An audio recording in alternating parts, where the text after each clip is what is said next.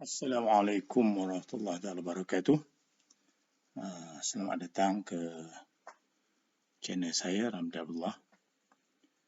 Kali ini saya ingin berkongsi cerita mengenai pokok bidara yang mempunyai banyak kegunaan. Bagi masyarakat kita orang Melayu, bila sebut saja pokok bidara, tentulah kita teringat kepada kematian. Kerana secara umumnya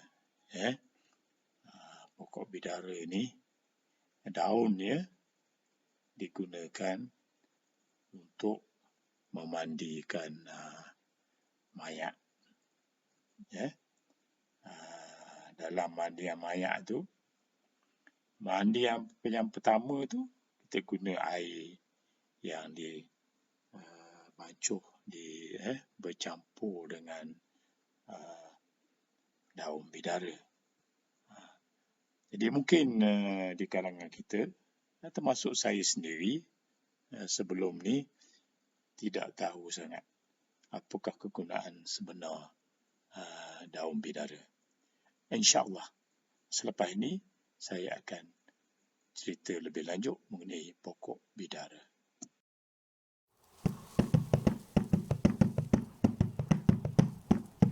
Jadi saya merujuk kepada laman internet. Saya tengok pokok bidara ni dijual. Mahal juga. Anak pokok bidara yang saya tengoklah, harga yang saya tengok, ada yang RM15, RM25, dan bidara kampung berduri ada yang sehingga RM35. Daun pula ada yang jual RM3.90, tak tahu berapa lai. Ada yang iklan 70 lai RM8. Ada yang iklan 50 lai RM10. Rupanya daun pokok bidara, dan pokok bidara sendiri sekarang ini menjadi begitu bernilai. Yang pokok bidara yang saya paparkan dalam video saya ni adalah salah satu jenis pokok bidara yang disenaraikan dalam maklumat internet yang saya tengok ialah 5 jenis. 5 jenis. Yang di tepi rumah saya ni adalah jenis bidara kampung atau bidara duri atau bidara arak. Jadi jenis-jenis lain, jenis pokok bidara lain, satu bidara upas. Nama saintifik dia Merimia mammosa. Yang kedua bidara laut, Sterichnos insida. Yang ketiga bidara Cina, Ziziphus jujuba.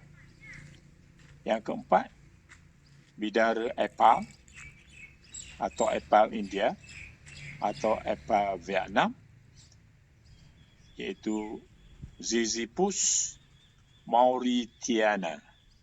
Yang ini rasanya bidara yang tidak berduri. Jadi pada hari ini saya nak kongsi cerita mengenai bidara kampung atau bidara berduri yang nama saintifiknya Ziziphus spina Christi. Jadi saya akan cuba paparkan beberapa kepentingan atau kegunaan daun bidara. Merujuk kepada Facebook atau laman Pendinding Sihir bertarikh 17 September 2017, diceritakan bahawa daun bidara ini digunakan oleh perawat dalam rawatan Islam untuk membantu pesakit yang terkena gangguan jin dan makhluk halus. Diceritakan dalam ruangan itu, ruangan pendinding sihir itu, diceritakan bagaimana cara kita nak lakukan ni untuk merawat pesakit yang terkena gangguan jin dan makhluk halus. Okay. Cara dia, ambil 7 helai daun bidara, tumbuk dalam lesung batu hingga lumat. Kemudian, ambil setengah sudu daun bidara yang telah lumat itu dan campurkan dengan secawan air mineral. Kemudian, dibaca atau diruqyah dengan ayat kursi sebanyak 11 kali dan tiup selama 10 saat, lalu minum air itu selepas asar. Kemudian lebihan daun bidara tadi yang telah lumat tadi dimasukkan ke dalam sebesen air, kemudian dibacakan kepadanya ayat kursi sebanyak 11 kali juga, kemudian dihembuskan selama 10 saat. Lepas itu, guna air itu untuk mandian bilasan terakhir, iaitu selepas waktu asar juga atau sebelum maghrib. Cara mandinya iaitu jirus air rawatan itu di atas kepala secara perlahan dan biarkan kering di badan tanpa dilap. Semua ni, minum dan mandi ni perlu dilakukan selama 3 hari berturut-turut dan yakinlah berserah kepada Allah SWT, insya-Allah Allah akan menyembuhkan penyakit gangguan jin, histeria, santau, sihir maupun saka. Jadi selamat mencuba. Dan tadi saya dah sebut tadi daun bidara ni digunakan untuk memandikan jenazah. Okay. Ini ada hadis, cerita mengenai mandi jenazah ni ada hadis, iaitu hadis daripada Ibnu Abbas radhiyallahu anhu. Nabi SAW bersabda yang maksudnya, mandikanlah dia dengan air dan daun bidara dan kafan dengan 2 baju. Hadis riwayat Bukhari dan Muslim. Ini kisah seorang lelaki yang jatuh dari mati, jatuh pada unta, tak silap saya, unta. Kemudian daun bidara juga sunat digunakan oleh wanita sebagai mandian ketika suci dari haid. Ini ada hadis, daripada Aisyah radhiyallahu anha. Jadi bolehlah tuan-tuan dan puan-puan rujuk kepada kitab hadis. Hadis ni riwayat daripada Muslim. Boleh tengok. Hadis ni panjang, boleh rujuk hadis kitab hadis Muslim. Kemudian ada juga hadis yang menyebut mengenai kisah seorang lelaki yang hendak masuk Islam. Dia mandi, nak masuk Islam. Kemudian dia berjumpa dengan Rasulullah SAW untuk menyatakan syaratnya untuk masuk Islam. Nabi SAW menyuruh dia mandi dengan air dan daun bidara. Ini pun ada hadisnya. Boleh tuan-tuan dan puan-puan merujuk hadis ini. Kemudian disebut dalam maklumat dari media sosial atau internet yang saya baca, pokok bidara yang disebut dalam sunnah, yang disebut dalam Quran, dikatakan sini disebut 2 kali dalam Quran, iaitu satu dalam surah Sabat ayat 16 dan dalam surah Al-Waqiah ayat 28 mengenai daun bidara ataupun bahasa Arab dia kata sidrun, sidrun. Jadi dikatakan daun bidara yang disebut dalam sunnah tu ialah bidara yang berduri. Jadi kalau bidara berduri itu bidara kampung lah. Ia dikenali dengan nama yang saya sebut tadi, saya ulang lagi. Ia dikenali dengan nama bidara berduri, bidara kampung atau bidara Arab. Nama saintifiknya, nama saintifik bagi bidara kampung ini ialah Ziziphus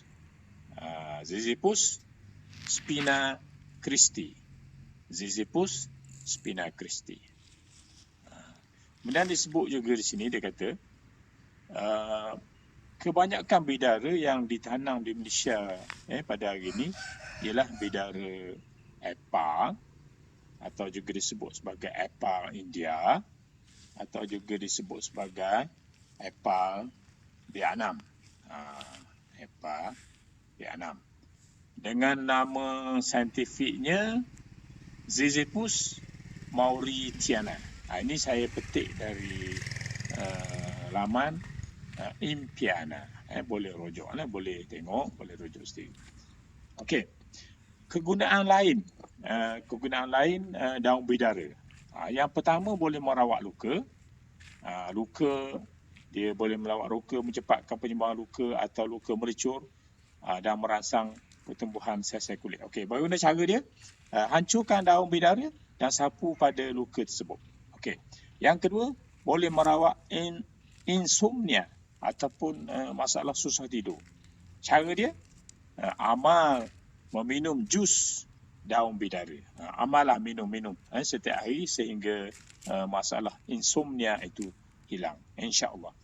Yang ketiga, khasiat lain yang ketiga ialah menghilangkan jerawat.